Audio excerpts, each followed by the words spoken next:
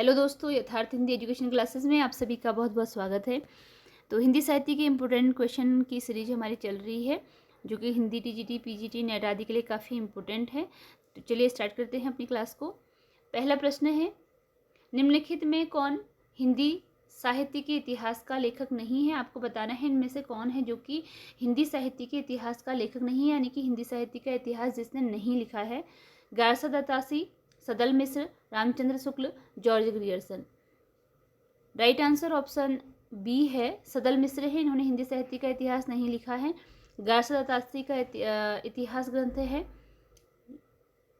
और रामचंद्र शुक्ल जी का भी है और जॉर्ज ग्रियर्सन का भी है, लेकिन सदल मिश्र ने नहीं लिखा है। अगला क्वेश्चन है, आचार्य रामचंद्र शुक्ल ने रीतिकाल की समय सीमा क्या बताई है? शुक्ल जी के अनुसार आपको रीतिकाल की समय सीमा बतानी है। इन्होंने समय सीमा क्या बताई है रीतिकाल की?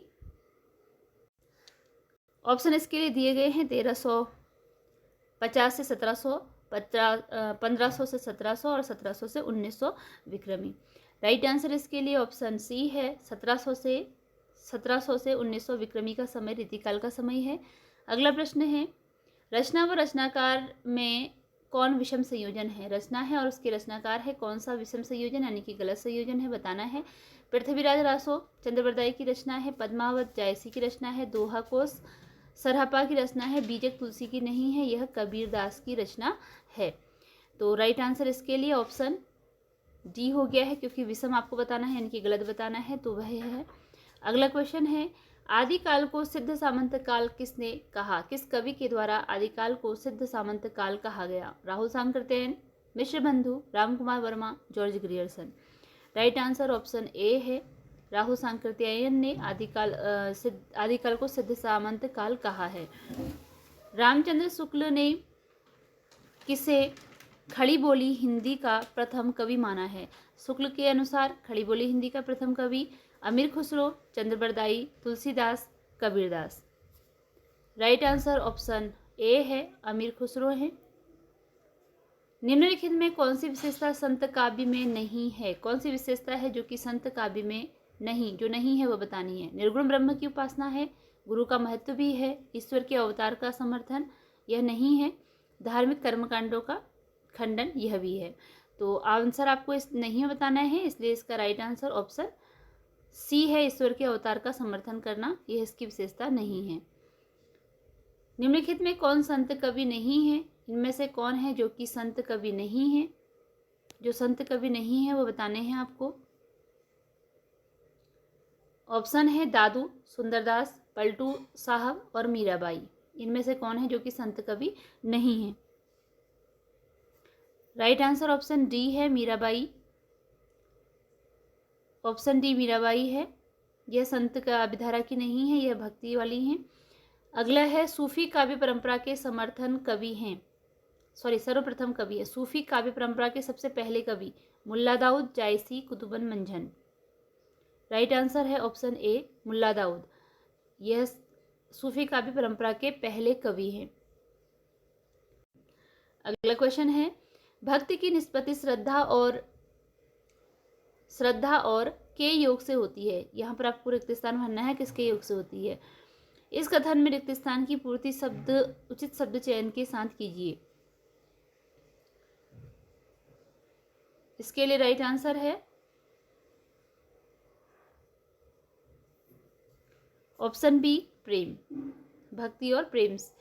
अगला है, देवनागरी लिपि में स्वरों की संख्या कितनी है? देवनागरी लिपि में स्वरों की संख्या बतानी है। राइट आंसर इसके लिए ऑप्शन सी है, 11। देवनागरी लिपि में स्वरों की संख्या 11 है। अगला प्रश्न है, कबीर किस मुगल शासक के समकालीन थे? कबीरदास जी किस मुगल शासक के समकालीन थे? सिकंदर लोदी, अलाउद्दीन, अकबर, मोहम्मद तुगलक। इसके लिए राइट आंसर ऑप्शन ए है, सिकंदर लोदी के समकालीन थे। ऑप्शन ए इसके लिए राइट आंसर है, सिकंदर लोदी। अगला प्रश्न है, तुलसी का सारा काव्य समन्वय की विराट चेष्टा है, यह कथन किसका है? तुलसी के सारे काव्य को समन्वय की विराट चेष्टा किसके द्वारा कहा गया है? Ramchandra Shukla, Hazari Prasad Dwivedi, Parshuram Chaturvedi, Nand Dulare Vajpeyi. Right answer option B है, हजारी प्रसाद द्विवेदी के द्वारा तुलसी के काव्य को समन्वय की विराट चेष्टा कहा गया है। सुमेलित कीजिए कवि और उनके काल सुमेलित करने हैं। अज्ञेय प्रयोगवाद के कवि हैं। हरिऔध द्विवेदी युग के कवि हैं। जगनिक आदिकाल के कवि और निराला छायावाद के कवि हैं। अगला प्रश्न है, लोक प्रसिद्ध मनगढ़ंत पौराणिक कथा का संबंध होता है। लोक प्रसिद्ध मनगढ़ंत पौराणिक कथा का संबंध होता है बिंब से, प्रतीक से, फैंटेसी से या मिथक से। राइट आंसर ऑप्शन डी है, मिथक से। भ्रमर गीत का मुख्य प्रतिपाद्य है। भ्रमर गीत का मुख्य प्रतिपाद्य क्या है? गोपियों की विरह व्यंजना, उक्ति वैचित्र्य का प्रदर्शन, सगुण भक्ति की प्रतिष्ठा, उद्धव के निर्गुण ज्ञान का वर्णन। राइट आंसर ऑप्शन सी है, सगुण भक्ति की प्रतिष्ठा करना गीत भ्रमर गीत का मुख्य प्रतिपाद्य है। कौन सी शुद्ध वर्तनी है? शुद्ध वर्तनी आपको बतानी है कौन सी है। कवित्री, कवयित्री, कवियत्री, कवित्री। तो शुद्ध रूप क्या होता है कवित्री का?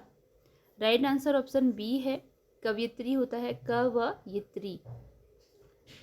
रामचंद्र रीतिकाल को अलंकृत काल किसने कहा? रीतिकाल को अलंकृत काल किसके द्वारा कहा गया? मिश्र बंधु, रामचंद्र शुक्ल, विश्वनाथ प्रसाद मिश्र, जॉर्ज ग्रियर्सन।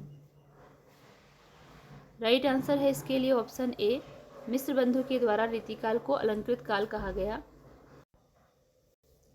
रीतिकाल को अलंकृत काल किसने कहा है? तो राइट आंसर इसके लिए ऑप्शन ए है, मिश्र बंधु ने कहा है। अगला क्वेश्चन है, निम्न में रीति मुक्त कवि कौन है? केशवदास, घनानंद, बिहारी, रसलीन। रीति मुक्त कवि बताने हैं आपको कौन से हैं रीति मुक्त कवि। राइट आंसर ऑप्शन बी है, घनानंद है रीति मुक्त कवि। निम्नलिखित में कौन रसलीन उपनाम से रीतिकाल का प्रसिद्ध कवि था? रसलीन उपनाम से, रसलीन उपनाम है और रीतिकाल का प्रसिद्ध कवि कौन था रसलीन उपनाम से? घनश्याम, आलम, सैयद गुलाब नबी या बोधा। इसके लिए राइट आंसर ऑप्शन सी है, सैयद गुलाब नबी थे जिनका उपनाम था रसलीन। तो सैयद गुलाब नबी यह रसलीन उपनाम से रचना करते थे। अति सूधो स्नेह को मारग है पंक्ति किसकी है? अति सूधो स्नेह को मारग है, यह पंक्ति किसकी है? बिहारी, केशवदास, घनानंद, ठाकुर।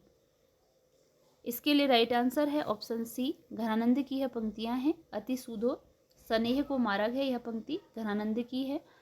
किस मुहावरे का अर्थ कपटी मित्र है? अक्ल का दुश्मन, काट का उल्लू होना, अंगारे उगलना, आस्तीन का सांप होना। राइट आंसर ऑप्शन डी है, आस्तीन का सांप होना, इसके लिए कपटी मित्र के लिए। केशवदास को किस रचना में ज्ञान वैराग्य का वर्णन हुआ था? केशवदास को किस रचना के द्वारा ज्ञान वैराग्य का वर्णन हुआ है? किस रचना में ज्ञान वैराग्य का वर्णन किस रचना में किया है? विज्ञान गीता में, कवि प्रिया में, रामचंद्रिका में या रसिक प्रिया में। इसके लिए राइट आंसर ऑप्शन ए है, विज्ञान गीता में केशवदास ने ज्ञान वैराग्य का वर्णन किया है। इनमें से भारतेंदु का नाटक कौन सा है? आधे अधूरे, अंधेर नगरी, ध्रुव सामनी, अंधा युग। भारतेंदु जी का नाटक बताना है कि इनमें से कौन सा है। राइट आंसर है ऑप्शन बी, अंधेर नगरी भारतेंदु जी का नाटक है। अंधा युग धर्मवीर भारती की है, आधे अधूरे राममोहन राकेश की और ध्रुव सामनी जयशंकर प्रसाद की रचना है। दिवस का अवसान समीप था, गगन था कुछ लोहित हो चला, पंक्ति किसकी है? मैथिली शरण गुप्त, श्रीधर पाठक, हरिऔध, प्रसाद। राइट आंसर इसके लिए ऑप्शन सी है, यह हरिऔध की रचना का एक भाग है, मतलब पंक्ति है, हरिऔध की रचना है।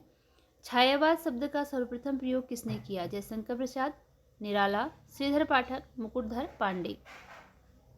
राइट आंसर ऑप्शन डी है, मुकुटधर पांडे के द्वारा छायावाद शब्द का सबसे पहले प्रयोग किया गया था। जो घनीभूत पीड़ा थी मस्तक में स्मृति सी छाई, दुर्दिन में आंसू बनकर वह आज बरसने आई। जयशंकर प्रसाद की यह पंक्ति उनकी किस रचना से उद्धृत है?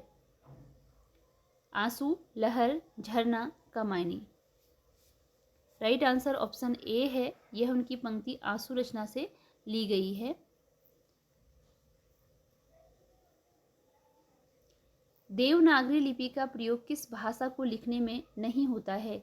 यहाँ कुछ भाषाएं दी गई हैं, इनमें से किसमें देवनागरी का प्रयोग नहीं होता है यह बताना है। इसके लिए राइट आंसर ऑप्शन बी है। पंजाबी में देवनागरी लिपि का प्रयोग नहीं होता है। पंजाबी की जो लिपि होती है वह गुरुमुखी लिपि होती है। ठीक है, पंजाबी भाषा की गुरुमुखी लिपि होती है।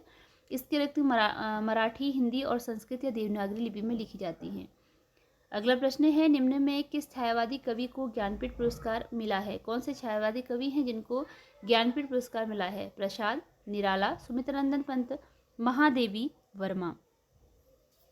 राइट आंसर ऑप्शन सी है, सुमित्रानंदन पंत को ज्ञानपीठ पुरस्कार मिला है। इनकी रचना चिदम्बरा के लिए, ठीक है, इनकी रचना थी चिदम्बरा, जिसके लिए इनको ज्ञानपीठ पुरस्कार मिला है। इन रचनाओं को आरोही कालक्रम में व्यवस्थित कीजिए। आरोही कालक्रम में व्यवस्थित करनी है ये रचनाएं। ऑप्शन डी इसके लिए राइट आंसर है। परमाल रासो, भाषाभूषण, प्रियप्रवास और उर्वशी। निम्नलिखित में कौन विषम संयोजन है? जो संयोजन विषम है अर्थात कि जो गलत है वह आपको बताना है। भाषा योग वशिष्ठ रामप्रसाद निरंजनी की रचना है। नासिक केतोपाख्यान राजा सितारे हिंद की रचना है। राजा श्री प्रसाद सितारे हिंद की सितारे हिंद है। और पुनर्जागरण काल भारतेंदु युग से संबंधित है। तो इसमें राइट आंसर जो है वो ऑप्शन बी है, क्योंकि आपसे पूछा गया है विषम संयोजन अर्थात कि गलत। नासिकेतोपाख्यान यह रचना किसकी है? सदल मिश्र की। अगला प्रश्न है, पत्र पत्रिकाएं और उनके संपादक को मिलाना है। हंस, कव्यचन सुधा, सरस्वती, चांद। तो इनके साथ इनको मिलाना है किसने किस पत्रिका का संपादन किया था। और इसके लिए राइट आंसर है ऑप्शन सी, हंस पत्रिका का संपादन प्रेमचंद्र ने, कविवचन सुधा का भारतेंदु ने और सरस्वती का महावीर प्रसाद द्विवेदी ने, चांद का महादेवी वर्मा ने। इसके लिए राइट आंसर है। अगला प्रश्न है, मनोविकार संबंधी निबंधों से के सिद्धहस्त लेखक हैं। मनोविकार संबंधी निबंधों के सिद्धहस्त लेखक कौन हैं? ऑप्शन है रामचंद्र शुक्ल, पूर्ण सिंह, जैनेन्द्र और परसाई। इसके लिए राइट आंसर है ऑप्शन ए, रामचंद्र शुक्ल। मनोविकार संबंधी निबंधों के सिद्धहस्त लेखक माने जाते हैं आचार्य रामचंद्र शुक्ल। निम्न में कौन सा नाटक मोहन राकेश का नहीं है? जो नहीं है वो बताना है। लहरों की राजहंस, आधे अधूरे, मेघदूत, आषाढ़ का एक दिन। लहरों की राजहंस है, आधे अधूरे भी है और आषाढ़ का एक दिन भी है। जो मेघदूत रचना है यह इनकी नहीं है।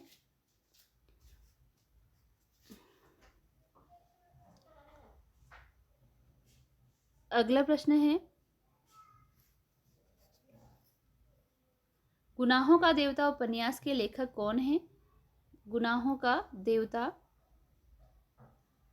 यह उपन्यास विधा की रचना है। कभी कभी रचना में विधा भी पूछ ली जाती है किस विधा की रचना है। तो गुनाहों का देवता उपन्यास विधा की रचना है। इसके लेखक कौन है? कमलेश्वर, धर्मवीर भारती, चतुरसेन शास्त्री या यशपाल। राइट आंसर इसके लिए ऑप्शन बी है, गुनाहों का देवता धर्मवीर भारती का उपन्यास है। अरे यायावर रहेगा याद रचना किस विधा की है? अरे यायावर रहेगा याद यह रचना कविता है, गीति नाट्य है, यात्रा संस्मरण है या रेखा चित्र है? राइट आंसर इसके लिए ऑप्शन सी है, यात्रा संस्मरण है। अरे यायावर रहेगा याद। रीति संप्रदाय के प्रवर्तक हैं। रीति संप्रदाय के प्रवर्तक कौन है? भरत मुनि, कुंतक, मम्मट या वामन। राइट आंसर इसके लिए ऑप्शन डी है, वामन रीति संप्रदाय के प्रवर्तक हैं। काव्य के कौन से दो प्रमुख भेद हैं? प्रमुख भेद बताने हैं। प्रबंध काव्य, मुक्तक काव्य, महाकाव्य, खंड काव्य, महाकाव्य, मुक्तक काव्य या इनमें से कोई नहीं। काव्य के प्रमुख दो भेद कौन से हैं? राइट आंसर इसके लिए ऑप्शन ए है, प्रबंध काव्य और मुक्तक काव्य काव्य के दो प्रमुख भेद हैं। अगला प्रश्न है, मानते हैं जो कला को बस कला के अर्थ ही, स्वार्थ नहीं करते कला को व्यर्थ ही। मानते हैं जो कला को बस कला के अर्थ ही, स्वार्थ नहीं करते कला को व्यर्थ ही। काव्य पंक्ति में कौन सा प्रयोजन है? किस प्रयोजन की ओर यह संकेत करता है? इसके लिए राइट आंसर है ऑप्शन बी, लोक कल्याण। अंधा युग के रचनाकार कौन हैं? Mohan Rakesh, Leeladhar Jagudi, Dharamvir Bharati, Sarveshwar Dayal Saxena. Right answer option C है, धर्मवीर भारती हैं। रासव किसका पर्यायवाची है? रासव किसका पर्यायवाची है? रासव घोड़ा, ऊंट, बकरा या गधा। इसके लिए राइट आंसर है ऑप्शन डी, यह जो है गधा का पर्यायवाची है रासव। हिंदी और उनकी बोली में कौन विषम संयोजन है? विषम का अभिप्राय गलत, जो गलत है वह आपको बताना है। राइट आंसर ऑप्शन सी है पश्चिमी हिंदी। मैथिली जो पश्चिमी हिंदी की भाषा नहीं है, इसके अतिरिक्त पूर्वी हिंदी की अवधी है, मालवी राजस्थानी हिंदी की है और पहाड़ी हिंदी की गढ़वाली। खड़ी बोली के प्रथम कवि हैं। खड़ी बोली के प्रथम कवि कौन हैं? Kabir, Amir Khusro, Inshallah Khan, Khwaja Ahmad Abbas. Right answer option A है, सॉरी बी है, अमीर खुसरो खड़ी बोली के प्रथम कवि हैं। उपयुक्त चित्र ज्ञानपीठ पुरस्कार से पुरस्कृत किस कवि का है? कौन से कवि हैं ये जो कि ज्ञानपीठ पुरस्कार से पुरस्कृत हैं, बताना है आपको। ऑप्शन है रामधारी सिंह दिनकर, नरेश मेहता, पंत या इनमें से कोई नहीं। राइट आंसर ऑप्शन ए है, रामधारी सिंह दिनकर की यह चित्र है जिन्हें ज्ञानपीठ पुरस्कार मिला है। दो भाषाओं के शब्दों से मिलकर बने एक शब्द को शब्द कहते हैं। जो शब्द दो भाषाओं से मिलकर बनता है उसे क्या कहते हैं? रूढ़ शब्दों की कोई व्युत्पत्ति नहीं होती है, सॉरी ये गलत आ गया, तो उसे क्या कहते हैं? देशज कहते हैं, रूट कहते हैं, संकर कहते हैं या प्राकृत कहते हैं। राइट आंसर इसके लिए ऑप्शन सी है, जो दो भाषाओं से मिलकर शब्द बनता है उसे संकर शब्द कहते हैं। अगला प्रश्न है, निम्नलिखित कथनों पर विचार कीजिए तथा नीचे दिए गए संकेत से सही विकल्प चुनिए। सही विकल्प आपको चुनना है इसके लिए, तो सीधे आंसर देख लेते हैं। राइट आंसर है ऑप्शन ए, कथन दो असत्य शेष सत्य, केवल दूसरा गलत है, इसके अतिरिक्त सारे ही सत्य हैं। अगला प्रश्न है, निम्न में तत्सम शब्द कौन सा है? कौन सा है जो कि तत्सम शब्द है? नारियल, गोत्र, दही या पीठ। तत्सम शब्द बताना है कि कौन सा तत्सम शब्द है। इसके लिए राइट आंसर ऑप्शन बी है, गोत्र, यह तत्सम शब्द है। निम्न में कौन रूढ़ शब्द है? हल्दी, सिलाई, पेट या बगिया। इसके लिए राइट आंसर ऑप्शन सी है, पेट जो है यह रूढ़ शब्द है। निम्नलिखित में कौन सा शब्द तद्भव नहीं है? जो शब्द तद्भव नहीं है, नहीं में बताना है सलाई, सुनार, मीठा, घोटाला। तद्भव जो नहीं है उसके लिए राइट आंसर है ऑप्शन डी, घोटाला, ये तद्भव शब्द नहीं है। लंबोदर शब्द क्या है? रूढ़ है, योगरूढ़ है, रूढ़ है, यौगिक है, इनमें से कोई नहीं है। इसके लिए राइट आंसर ऑप्शन ए है, यह योगरूढ़ शब्द है। जो शब्द परंपरा से चले आ रहे होते हैं और किसी अन्य अर्थ को प्रकट करते हैं वह योगरूढ़ कहलाते हैं। जैसे लंबोदर लंबा है, उधर इसका अर्थात कि गणेश के लिए से यूज किया जाता है, ठीक है, तो ये क्या है? योगरूढ़। अगला प्रश्न है, रेल यात्री कौन सा शब्द है? रेल यात्री, अब देखिए इसमें दो भाषाएं हैं, एक रेल है दूसरा यात्री है, तो अलग अलग भाषा के शब्द हैं, इसलिए आपको भी देखा था हमने कि दो अलग अलग भाषाओं से जब शब्द बनते हैं तो उन्हें क्या कहते हैं? उन्हें संकर शब्द कहते हैं। इसी के साथ आज की वीडियो यहीं पर एंड होती है। मिलते हैं अगली वीडियो में कुछ नए प्रश्नों के साथ। क्वेश्चन यूजफुल लगे हों तो चैनल को सब्सक्राइब जरूर कीजिएगा और वीडियो को लाइक शेयर कीजिएगा। धन्यवाद।